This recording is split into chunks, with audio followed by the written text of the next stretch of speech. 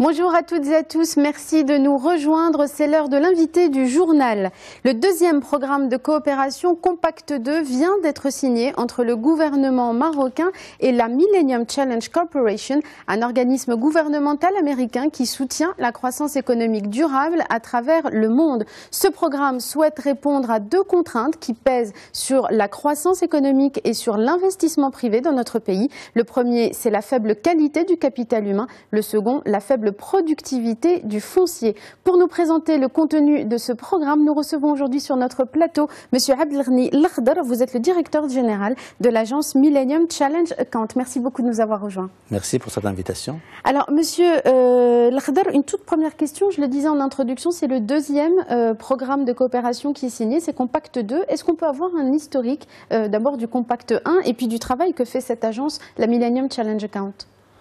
Merci. Effectivement, le Maroc a bénéficié d'un premier programme de coopération avec la Millennium Challenge Corporation.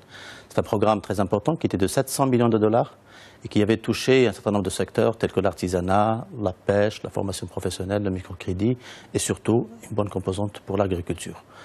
Et le Maroc a très bien mis en œuvre ce projet. D'ailleurs, les taux de réalisation ont atteint les 98%.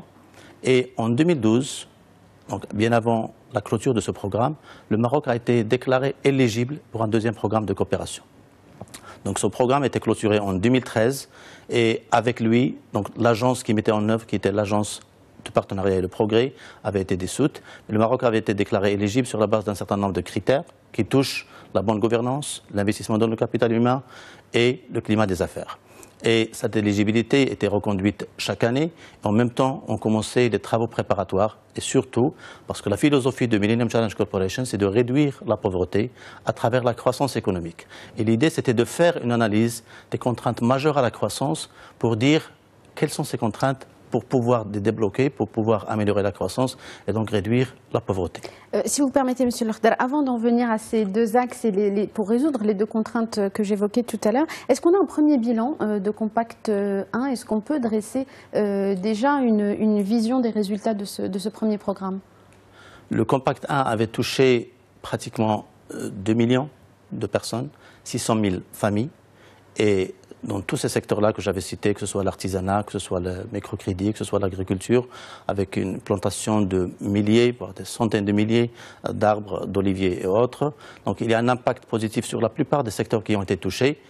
Et il y a une évaluation qui est en cours et bientôt les résultats seront publiés. Mais disons que sur le plan quantitatif, le programme a atteint pleinement ses résultats. Au niveau qualitatif, le programme a atteint certainement ses résultats, mais les détails seront à publier très prochainement. L'idée du deuxième programme, comme je l'ai dit, et c'est différent du premier programme, c'est de débloquer des facteurs, des contraintes majeures à la croissance. Et ça diffère du premier programme dans le sens où on va agir beaucoup sur des dimensions de réforme, sur des dimensions soft et en parallèle, bien sûr, des travaux d'infrastructure. Vous allez agir beaucoup plus en amont, d'une certaine manière, à travers les plans d'action qui sont programmés. Mais d'abord, comment vous avez identifié ces deux contraintes qui pèsent sur la croissance? On les rappelait tout à l'heure, la faible qualité du capital humain et puis la faible productivité du foncier. Comment est-ce qu'on a déterminé que c'était ces facteurs-là qui bloquaient la croissance? Donc en fait, nous nous sommes mis en commun, la Millennium Challenge Corporation, le gouvernement du Royaume du Maroc et la Banque africaine de développement.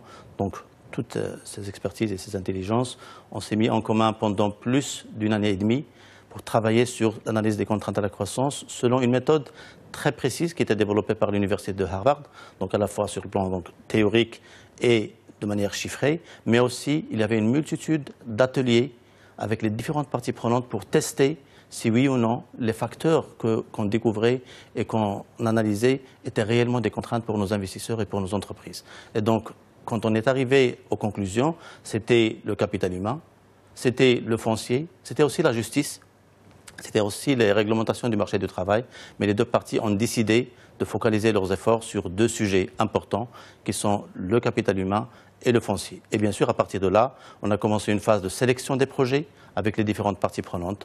Puis on a négocié le compact, puis on l'a signé en novembre 2015. Puis après est venu un temps de la ratification.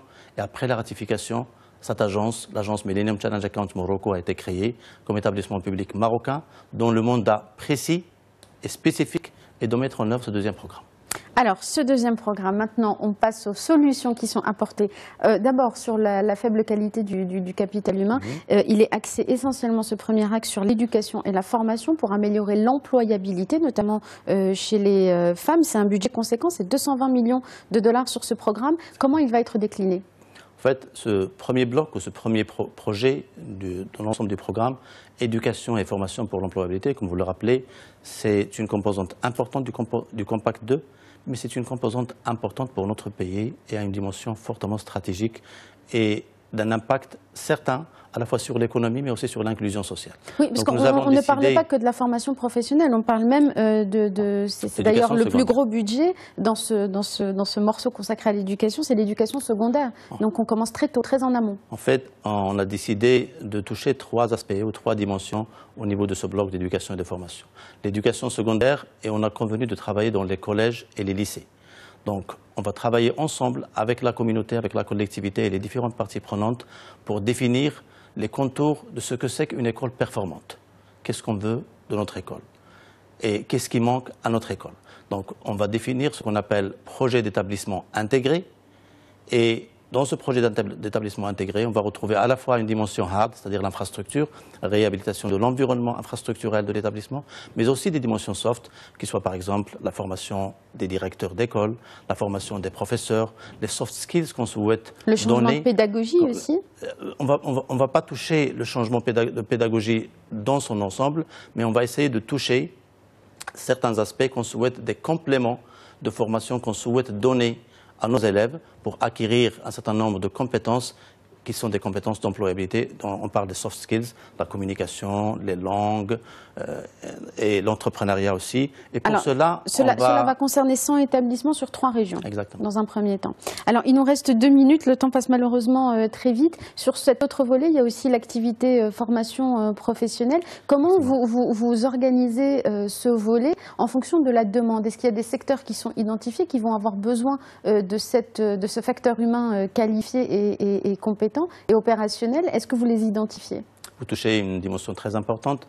Nous voulons une formation qui est tirée par la demande. Et pour cela, nous avons privilégié le maître mot de ce compact et de la formation en particulier, c'est le partenariat. Et c'est le partenariat public-privé. Et c'est pour cela que nous lançons un appel à projet à l'adresse des partenaires publics et privés pour se mettre en commun, pour définir des formations qui répondent à une demande existante. Puis après, pour la mettre en œuvre ensemble, la suivre ensemble, l'évaluer ensemble, et surtout pour nos entreprises d'accueillir les stagiaires, parce que c'est la garantie et c'est la clé de succès de ces formations pour être insérées sur le marché de travail. Un petit mot très rapidement avant notre dernière question sur le fonds Sharaka qui est doté de plus de 100 millions de dollars et dont l'appel à projet vient d'être lancé. Est-ce que vous pouvez nous dire un mot de ce fonds? En fait, ce fonds, comme vous le rappelez, c'est 100 millions de dollars, donc c'est un montant consistant. Et nous souhaitons de développer des partenariats entre les acteurs publics, ça peut être des ministères, ça peut être des opérateurs de formation comme l'Office de formation professionnelle, et les partenaires privés, et c'est nécessairement des associations professionnelles qui connaissent la demande du secteur et qui vont mettre en commun leur énergie et leur effort pour définir ces formations. Donc c'est un appel à l'adresse de ces partenaires et nous sommes là et nous allons les aider pour finaliser ces formations.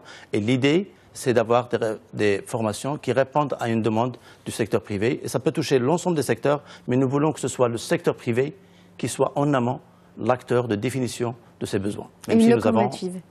Merci beaucoup, Monsieur El Khedar, d'avoir été avec nous pour répondre à toutes ces questions et de nous avoir aidé à comprendre les enjeux de ce pacte de coopération. Merci infiniment. Merci à vous. Merci à vous tous et à vous toutes de nous avoir suivis. Restez avec nous, l'information continue dans un instant sur Médien TV.